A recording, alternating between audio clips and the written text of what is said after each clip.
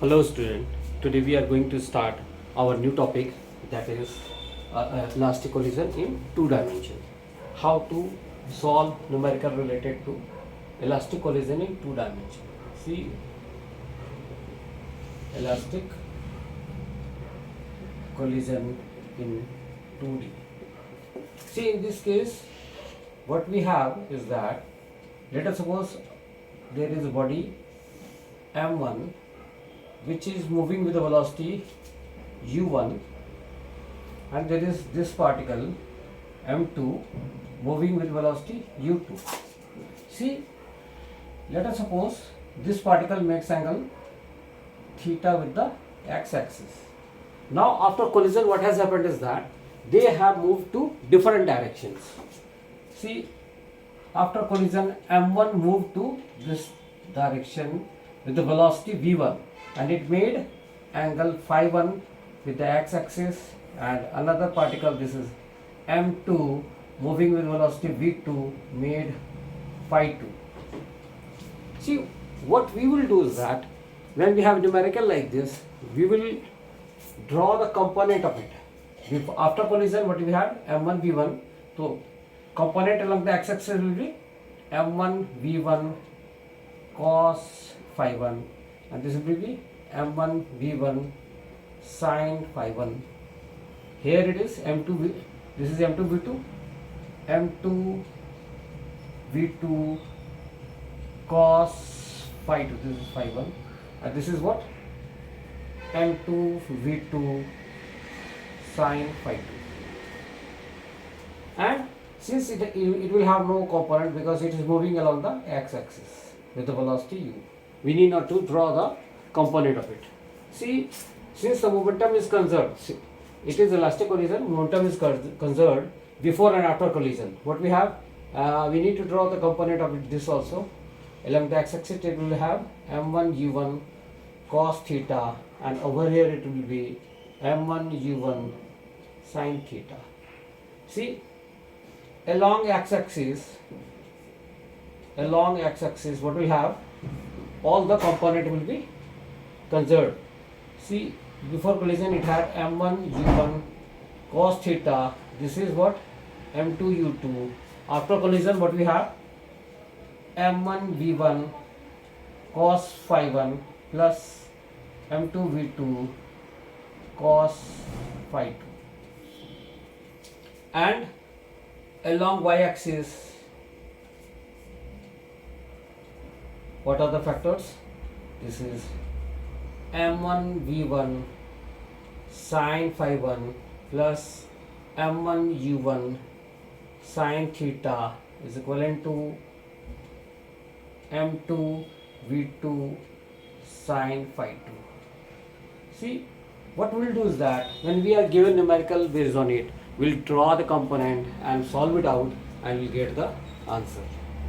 Now we will move on to inelastic collision.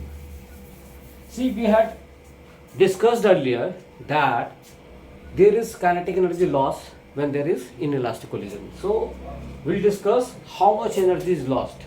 See, what we'll do is that this is inelastic collision, and what we are targeting is that to calculate the energy loss. Energy loss. See how to calculate that. See, let us suppose we have a body m1 moving with velocity u1. This is body m2 moving with velocity u2. See, after collision, what has happened that they are combined together and moving with a final velocity v. See, even in the case of inelastic collision, we know that we have momentum is conserved. So momentum is conserved, so m1 u1 plus m2 u2 is what? It is equal to m1 plus m2 into v.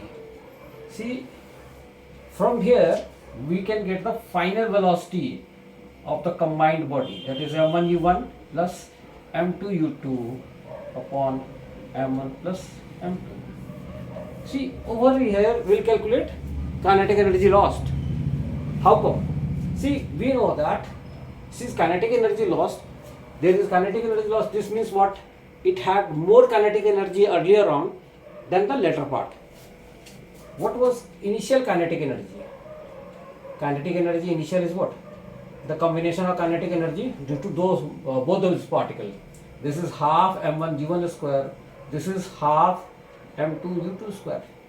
This is kinetic energy initial. And what is the final kinetic energy? That is half m1 plus m2. This is final. This is m1 u1 plus m2 u2. This is m1 plus m2 whole square. And since there is loss, it means that when this is kinetic energy loss will be equivalent to what? It will be equivalent to kinetic energy initial minus kinetic energy final. See what we'll have. Kinetic energy initial is what? Half m1 u1 square. This is half m2 u2 square. And final is how much? This is half. What we can do is that we can cancel m1 m2 to make it simple. This is m1 u1 plus m2 u2 whole square divided by m1 plus m2. See, when we calculate this out, it is coming out to be what?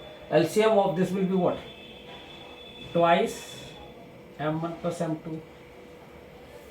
Since it had no m1 m2, this numerator will get multiplied by m1 m2, making it m1 square u1 square. This is m1 into m2 u1 square.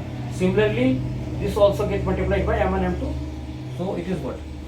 m2 square u2 square, and this is m1 m2 u2 square. And this part has all the component twice m1 m2. So we need not to multiply anything out of it. We just need to open it up.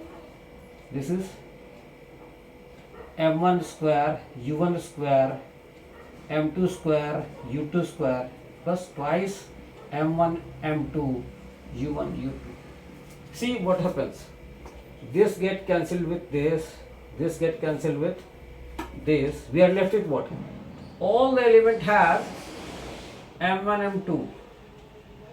Here we are left with u1 square. Here we are left with u2 square. And from here what we are getting is minus twice u1 u2 upon twice m1 m2. See what we have. This is m1 m2 u1 minus u2 whole square upon m1 plus m2. This is twice. This is the kinetic energy lost in case of inelastic collision. Now we will move on to what is coefficient of resilience or coefficient of restitution. What is that? E is basically V2 minus V1 upon U1 minus U2. We take it more like this. E is what? This is coefficient of restitution or coefficient of resilience. What actually this is? See, we have like, let us suppose if E is equivalent to 1, then this is the case of perfectly elastic collision. When we have E is equal to 0, it is perfectly